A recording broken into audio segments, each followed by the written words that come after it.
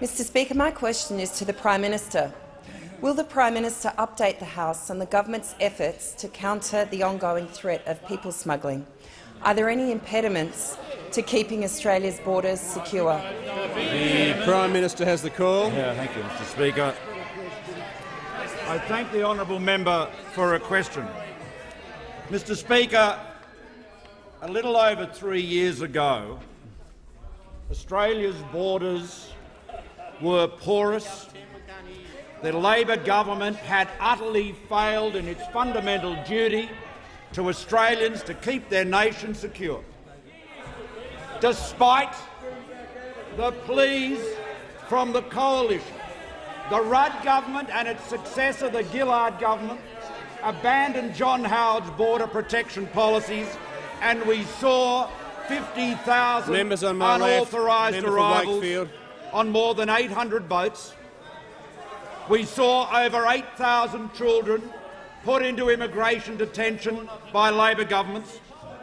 We saw, most tragically of all, 1,200 and more deaths at sea. That's what we know about.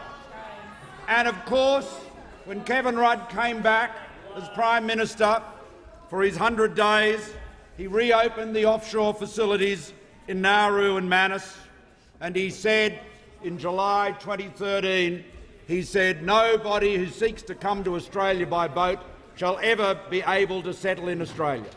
He finally realised his policy had been a failure. So for 3 years, the government has been getting on with the job and cleaning up Labor's mess. Under our Operation Sovereign Borders, there has not been a successful boat arrival in more than 800 days. There have been no deaths at sea.